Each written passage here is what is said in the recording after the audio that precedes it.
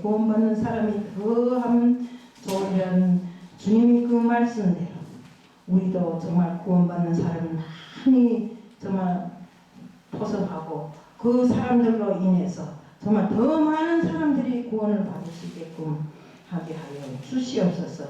저희들 사나 죽으나 오로지 주님 뜻에 맞춰 사는 사람들이 되어야 되고 주님 일만 하다 갈 수 있는 사람들이 되게 하여 주시고 주님이 바라시는 한 생명이 천하보다 귀하다고 하였사오니 그 천하보다 귀한 생명을 위해서 저희들이 몸과 마음을 다 바칠 수 있는 저희들 될 수 있게끔 하게 하여 주시옵소서. 오늘 이 시간도 주님 앞에 맡기며 예수 그리스도를 받들어 감사하며 기도드리옵나이다. 우리가 예수님께서도 하나님으로부터 받은 말씀을 가르친다고 했습니다. 요한복음 12장 49절에 보면 내가 자의로 말한 것이 아니요 나를 보내신 아버지께서 내가 말할 것과 이룰 것을 친히 말씀하여 주셨다고 했습니다. 또 요한복음 17장 8절에 보면 그 말씀은 하나님 나라의 복음 곧 하나님이 도였습니다 라고 이렇게 기록되어 있습니다. 또 이브리서 3장 6절에 보면 성경은 예수님을 가리켜 도리의 사도이며 대제사장이라고 말씀하셨습니다.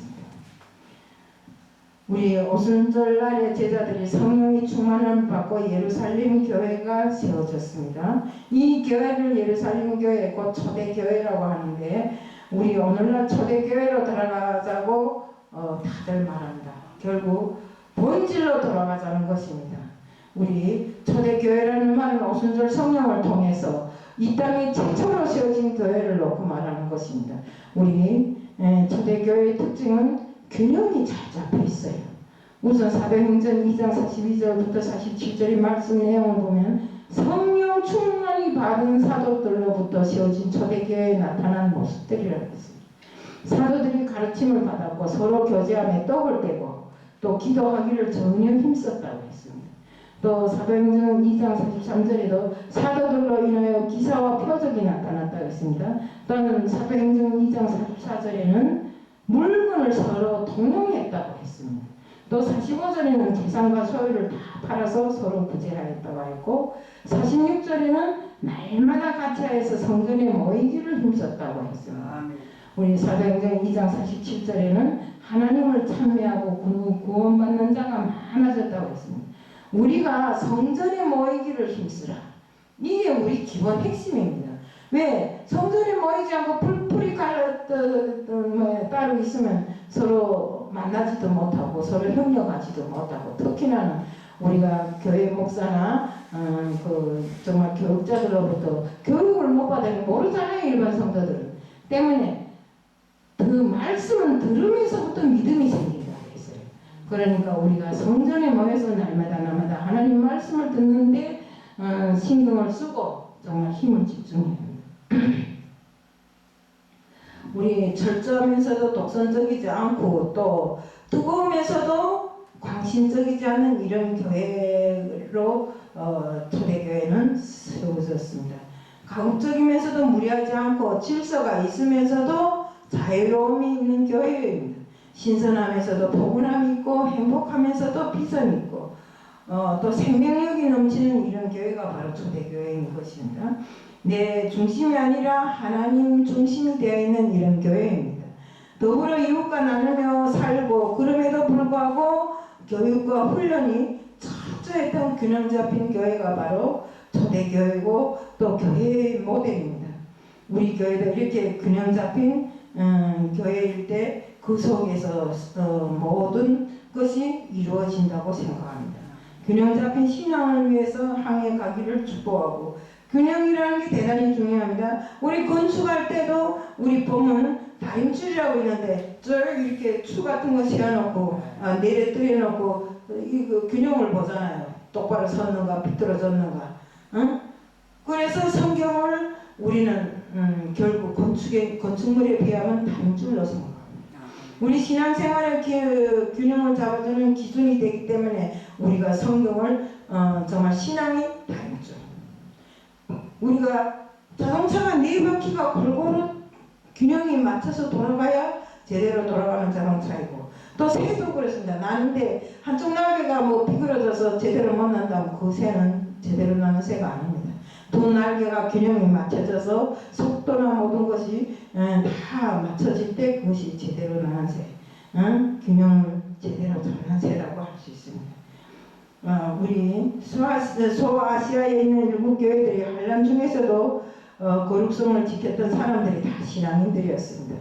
계시록 3장 1절에 특히 4대 교회는 살았다 하는 이름은 가졌으나 실상은 죽은 자로다 라고 책망을 받았습니다. 그러나 지금은 다 무너지고 황폐한 유적만 남아있다고 합니다. 그 4대 교회가 우리 요즘 교회들이 살았다는 이름은 가지고 있으나 예수 그리스도의 이름의 권세와 능력을 제대로 발휘하는 교회가 없어요. 예. 진짜로 눈 씻고 찾아보자 해도 몇 교회가 되는 것 같지 않아요. 정말 안타까운 현상입니다. 예수 그리스도의 이름을 사용해야 되고 우리 십자가 부활의 복음을 모든 사람들에게 세상에 대고 전해야 되는 것입니다. 그래야 하나님의 십자가의 보혈의 능력이 제대로 나타나는 것입니다. 사도 바울은 이 복음에는 하나님의 의가 나타나서 믿음의 역사가 일어난다고 했습니다. 교회들이 첫사랑을 버리고 세상의 풍조에 세상에 함몰되어 있기 때문에 결국 신앙의 균형이 불균형적으로 이루어지고 있다. 사람도 마찬가지입니다. 균형이 잘 잡혀야 인격적인 사람이라고 합니다. 인격자라는 뭡니까? 지, 정, 의가 잘 밸런스로 맞는 이런 사람을 놓고 말해서 균형 잡힌 사람. 정말 머리는 차갑고 냉철하고 분별력이 있고 가슴은 감성이 풍성하고 행동은 의지적인 이런 결단이 있어야 되는 것입니다. 이것은 균형 잡힌 인격이라고 합니다. 신앙도 마찬가지입니다. 성경만 많이 알고 기도하지 않으면 안 되는 거고 또 기도는 많이 하는데 성경을 한 글자도 모르면 이건 안 되는 것입니다. 우리는 말씀이 없으면 신비주의에 빠지게 됩니다. 아까 제가 조선일보에 어떤 신옥주라고 알죠? 신옥주가 뭐라 했는가? 이때까지 2000년 동안 예수가 죽었다 다시 살아난 것은 거짓말이다. 예수가 이 땅에 왔다는 것은 또 동정녀의 마리아에게서 난 것도 거짓말이다.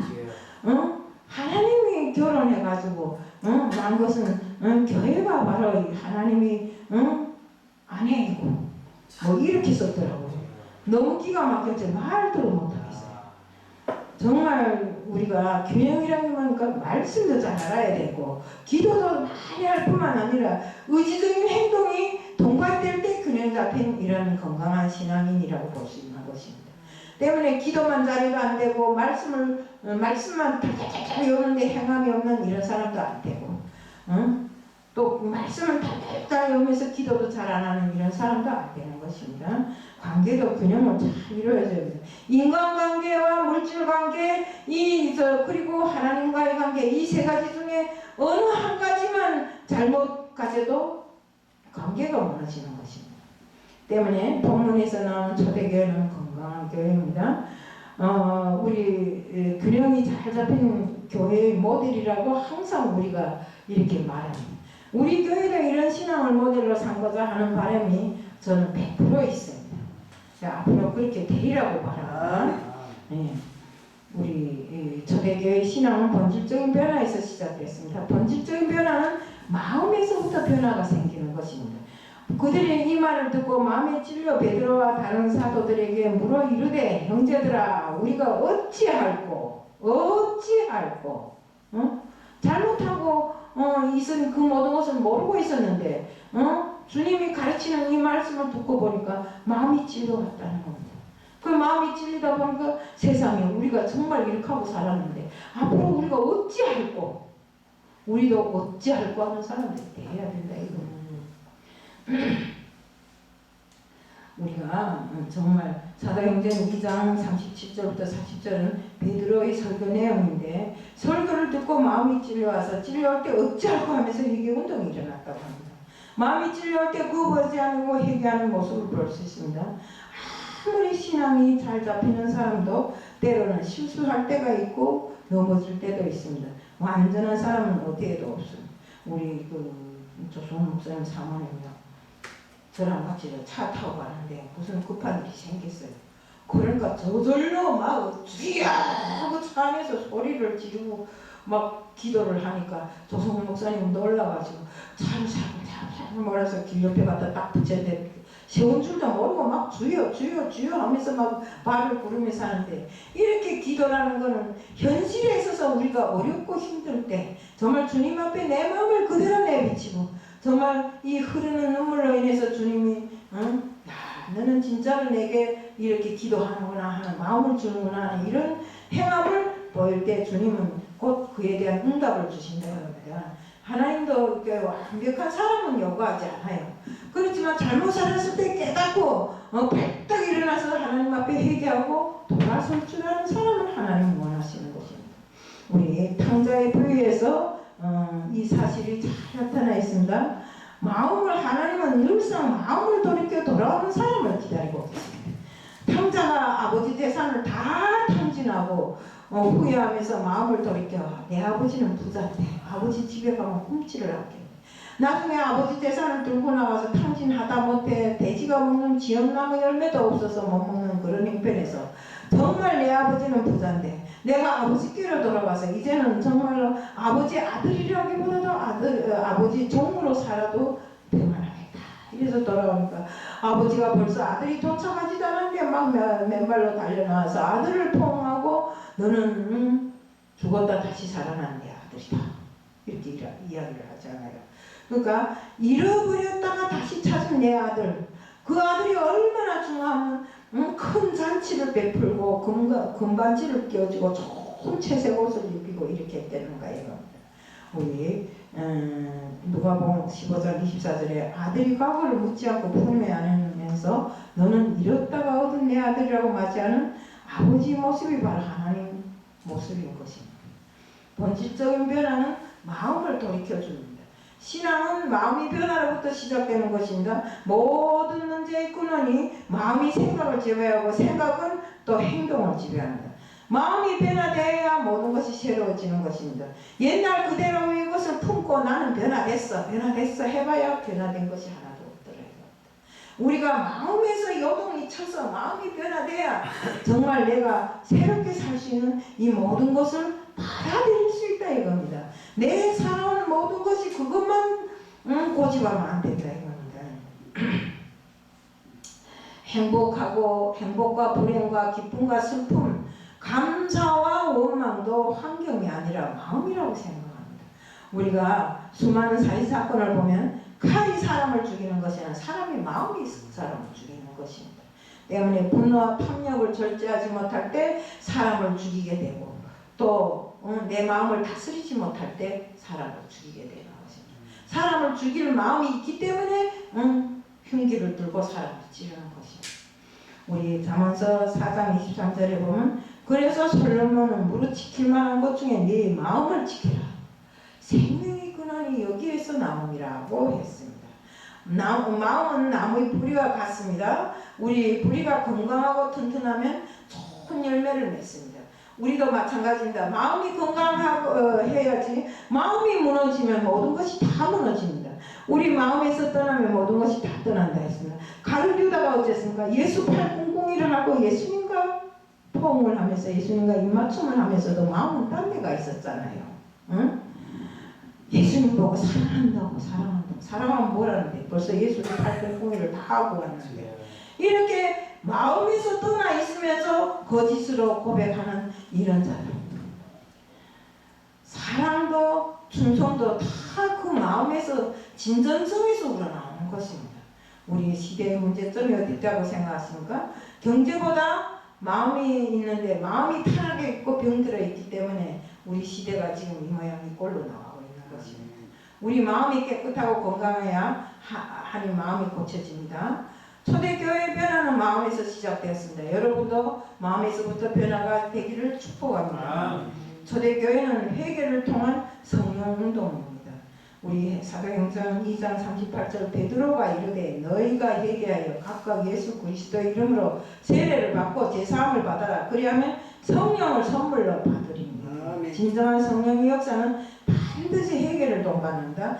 베드로의 설교를 듣고 마음의 찔림을 받은 사람들이 다 회개한 회개하고 또 그날 세례를 받았고 또 그날에 3,000명이나 마음이 변화해서 믿음 생활을 할 수 있는 사람들이 정말 자기 마음을 고백하는 이런 역사가 일어났다 이겁니다. 말씀을 듣고 회개운동이 일어나니까 성령이 역사했습니다. 성령은 옛 구습을 버리게 만듭니다. 우리 그래서 변화는 속에서부터 밖으로 나타나는 것입니다. 1903년 원산 부흥운동이 토마스 하디 선교사의 회개운동에서 시작되었습니다. 1907년 평양 장경교회에서 일어났던 성령운동이 회개로부터 시작되었습니다. 전국에서 목사 선교사들이 모여서 사경회가 시작되었습니다. 그들이 일주일 동안 말씀을 전하며 기도회를 했는데 회개운동이 일어나기 시작하니까 정말 어떤 사람은 내가 그 사역자로서 양떼를 제대로 못 돌봐내라 회개했고 선교사들은 조선인을 무시하면서 잘 다루지 못했다고 회개했고 성도들이 밤을 새워가면서 눈물로 자기가 행한 모든 행함들을 회개했습니다. 더욱이 중요하게는 이때 존경받던 김선주 목사님 장로님이 나와서 눈물로 공개하는데 자기 친구가 죽으면서 돈 200원을 자기인데다 맡겼대요. 그런데 그 200원을 가족들에게 주라고 맡겼는데 그 200원 중에 100원을 떼고 100원만 갖다 줬대요. 그래서 나는 아간이라고 이면서 울면서 회개를 했다고 합니다. 전교인들이 울바다가 되었고 이 회개운동이 평양에서부터 시작돼서 경기도, 충청도로 번져가기 시작했습니다. 이 운동이 3시간에 전국에 번져 골짜마다 들판마다 기도 소리가 높아가고 울음바다가 되었고 가는 곳마다 해서 밤새도록 정말 이렇게 기도가 이루어지고 회개가 이루어질 때 한국교회가 부흥하기 시작합니다. 아멘. 이것이 바로 1907년 장대현교회에서 일어났던 성령운동입니다. 우리 회개를 통해 과거의 악습을 벗어버리고 성령운동으로 나타났습니다. 빛을 갖지 않았던 것과 첩을 두었던 사람들이 정말 여기에서 벗어나기 시작하고 회개하기 시작했고 정말 이 현대 기독교 위기는 회개의 결핍이라고 하는데 우리가 지금 회개를 잘 안 합니다. 정말 과거에는 말씀을 들으면서 울었고 찬송하면서도 울었고 기도하면서도 울었고 그런데 이제는 울음이 다 말고 눈물이 말라버렸습니다. 또 과거 우리 선배들이 설교는 회개를 촉구하는 메시지가 들어있는데 지금은 어디에 부흥회를 가면 그런데요. 강사로 가면 지금은 회개하라고 그러면 사람들이 이상하게 생각하니까 회개한다는 소리를 하지 말고 뭐 이러니까 정말 누구 마다나 긍정신학에 대해서 말하고 희망의 신학에 대해서 말하고 성공적인 신학에 대해서 말하고 치유적인 신학에 대해서 말하고 경영의 신학을 전하라고 이렇게 한대요. 이게 뭡니까? 세상과 가까이 하는 거잖아요. 세상을 알만큼 아는 사람들한테 세상과 가까이 하는 것. 하나님이 어디 내 속에 들어있는 나쁜 것을 버리지 말고 치유신앙만 하라고 하고 경영신앙만 하라 했나요? 하나님은 반드시 내 속에 들어있는 나쁜 것을 바울은 뭐라 해요? 내 속에 지난날 들어있던 모든 것은 분토만도 못하다 이렇게 얘기하는 거예요. 그 더러운 것을 버리지 않고 무슨 회개신앙 긍정신학 희망신학 우리가 이렇게 되면 정말 모든 교회가 다 침체되고 부흥이 일어나지 않습니다. 우리가 회개를 하지 않고 마음이 움직이지 않는데 부흥이 일어나겠습니까? 그저 입으로 웃고 떠들고 말해서 되는 일이 아니잖아요. 그래서 교회가 정말 침체된 상태에서 일어서지를 못하고 부흥되지 못한 상태에서 다 쪼그라들고 들어가고 있습니다. 한국교회가 어쩌다 이렇게 세속화되어 가고 있는지 정말 기가 막힐 일입니다. 지금 한국교회는 수술해야 하는 환자에게 진통제만 먹이는 그런 형태로 지금 유지해 가고 있습니다. 우리 스펄전 목사는 목사의 설교는 죄를 떨어뜨리는 화살이 돼야 된다고 해서 목사의 설교가 죄를 떨어뜨리는 화살이 돼야 아멘. 또 세 사람이라는 해결을 통해서 마음이 새로워질 때 마음이 새로워지고 생각이 달라지고 행동이 달라지고 인생의 가치관이 달라지는 것을 말합니다. 진정한 변화는 성령을 통해서 생활의 변화를 동반하게 됩니다. 생활 속에 변화가 없다면 아직까지 우리가 설익은 과일처럼 떡더블이 한 게 그렇다 이겁니다. 신앙도 역시 같습니다. 설익은 과일처럼 설익은 신앙이 있습니다.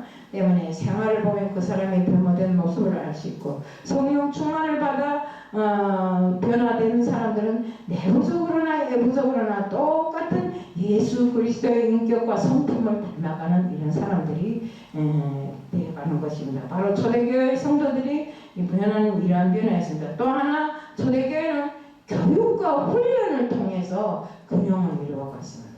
우리 그들이 사도의 가르침을 받아라고 사도행전 2장 4절에 기록되어 42절에 기록되어 있습니다. 사도의 가르침을 철저하게 받았습니다. 오순절 성령을 체험한 성도들에게 왜 사도들은 가르침이 필요했습니까? 성령 충만을 받고 은혜를 받았다고 하루아침에 그 믿음이 성숙해지는 것이 아니잖아요. 때문에 그 성숙한 믿음을 위해서 사도들이 가르치고 또 가르치고 훈련하고 또 훈련시키고 이렇게 했던 것입니다. 공동체 의식과 질서의 의식과 성숙함을 가져오기 위해서 우리 끊임없는 교육과 또 훈련을 통해서 성숙한 인간으로 다듬어져야 됩니다. 우리 교회 목사들이 목사까지 하자면 몇 년을 공부해야 됩니까? 물론 4년을 공부한다고 하지만 그 4년 위에 그거 갖고 됩니까? 한 7, 8년은 해야 될 것 같고 또 거기서 조금만 뭐 더 하자면 한 10년 또 조금 더 하면 14년 이렇게 세월이 가는 데 따라서 우리가 훈련을 받고 또 정말 우리를 잘 다져 나가야 되고 교육을 통해서 우리를 변화시켜야 되는 것입니다. 우리 예수님의 3대 사역의 첫 번째는 가르치는 사역입니다. 병자를 고치고 문제를 해결해주고 제자들을 모아놓고 우리 가르쳤습니다. 우리 교육과 훈련을 게을리한 신앙이 성숙하지 못합니다. 우리 예수님은 베드로, 야고보, 요한 세 제자를 중요한 데마다 데리고 다니면서 교육하고 훈련시켰습니다. 그리고 12제자를 훈련했고 또 주님이 부활 승천한 이후에 마가다락방에 몇 명이 모였댔어요? 120명이 모였잖아요. 120명의 은혜를 체험한 이들이 다락방에서 사도들을 가르쳤습니다. 사도들이 그들을 가르친 것입니다. 우리 교회 역시도 이런 가르침을 받아야 하고 훈련을 받아야 합니다. 나는 나이 먹었기 때문에 아니야. 나는 이래서 아니야. 나는 옛날부터 신앙생활을 얼마를 했다고 훈련을 받아. 그거 아닙니다. 우리는 신앙생활에 우리가 말씀에 이런 게 있잖아요. 먼저 된 자 나중 되고 나중 된 자 먼저 된다. 왜 이런 말씀이냐. 세월이 흐르고 가다 보면 모든 것이 내 삶에서 그 일상생활이 돼가고 거기서 그렇겠거니 이런 삶이 있기 때문에 이런 말을 하는 것입니다. 우리는 성령의 불을 붙였을 때 정말 그 믿음이란 불쏘시개를 이용해서 활활 타오르게끔 이렇게 해야 되는 것입니다. 우리는 우리 교회도 물론 그렇지만 좋은 스승을 두고 전부적인 천재와 일꾼을 탄생하는데 그들이 부모가 원하는 세상의 것을 향하여 가지 말고 우리가 자신을 정말 하나님이 주신 재능으로 무장하기 위해서 노력하는 이런 사람들이 되어야 되는 것입니다. 그러면 정말 잠재 능력이 나타나서 꼭 하나님이 원하시는 똑똑한 믿음이 신앙인이 되게 되는 것입니다. 우리 정말 좋은 스승을 만나도록 기도하고 피나는 훈련을 통해서 우리가 체질이 바뀌고 성공을 이루어야 합니다. 하나님은 의욕만 가진 자가 아니라 훈련된 자를 사용합니다. 내가 이렇게 해야 돼 이렇게 하고 막 의욕을 가지지만 훈련되지 않고 모든 것이 서글픈 자의 말은 듣지도 않고 행함은 보지도 않습니다. 때문에 우리 모세가 어땠습니까? 애굽 왕궁에서 40년 또 미디어 광야에서 정말 눈물이 빵을 먹으면서 훈련을 40년을 받았습니다. 80이 됐을 때야 정말 대중을 이끄는 이런 민족의 지도자로 나서게 된 것입니다.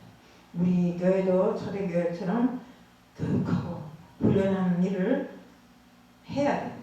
나이 먹었다고 안 하는 법이 없어요.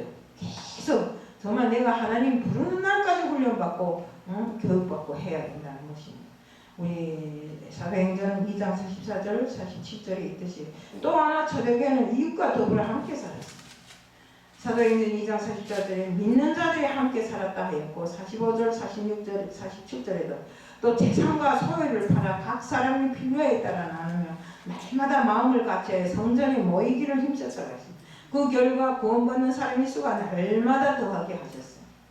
우리 솔직한 말로 저는 이렇게 생각합니다. 성전에 모이기를 힘쓰자.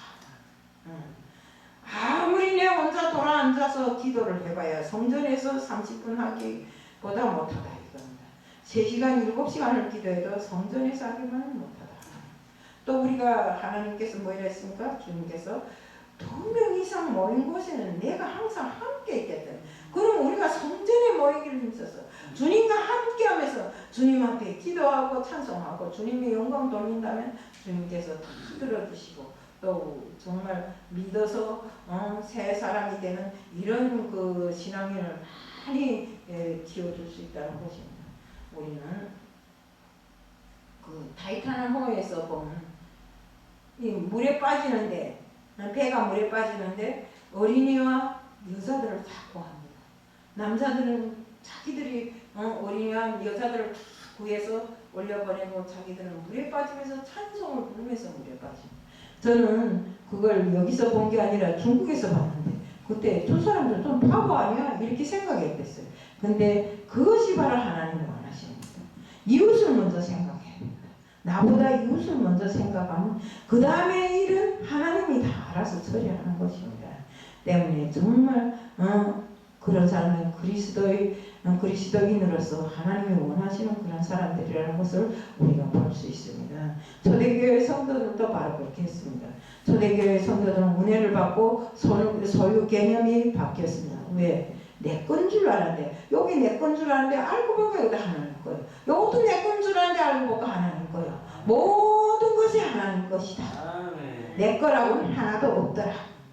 그래서 벌써 소유 개념이 틀리면 내 삶의 중심을 기본으로 하는 것이 아니라 하나님 삶이 중심이 되게 때문에 우리는 나만을 위해서 살던 삶이 더불어 사는 삶이 될 수 있다 이것입니다. 은혜에 보답할 줄 아는 성숙한 이런 신앙인으로 초대교회 사람들은 영적인 삶으로 변화된 결과를 나타냈습니다. 전도나 기도를 하기는 하지만 되어지는 전도나 기도를 해야지 되어지지 않은 것으로 이렇게 한다면 그건 무의미한 것입니다. 때문에 되어지는 기도만 한다면 소문이 잘 나고 좋은 소문이 나서 교회가 얼마나 부흥될 수 있습니다. 우리 초대교회처럼 균형이 잘 잡힌 성숙한 신앙인 모델교회로 우리 이 교회도 정말 날마다 믿는 사람이 더하여지고 정말 이 자리가 꽉 차서 더 들어올 자리가 없어서 앞으로 당겨라 밀어라 이런 교회가 되자는 겁니다. 우리가 정말로 서로 협력할 선을 이루는 우리 교회가 되기를 축복합니다. 사랑의 하나님 아버지 감사합니다. 우리들 모두가 하나님을 믿고 믿음 생활을 한다고는 하지만 지금까지 한 그 모든 것들이 아직도 부족하고 정말 날마다 주님의 것으로 채워가면서 더 정말 믿음 있고 정말 어디에 가서도 누구에게 가서도 주님이 뜻대로 사는 이런 사람의 모형을 보여주시는 저희들이 되게끔 하게 하여 주시옵소서. 오늘 이 시간도 주님 앞에 맡겨 예수 그리스도를 받들어 감사의 기도드리옵나이다. 아멘. 주기도문으로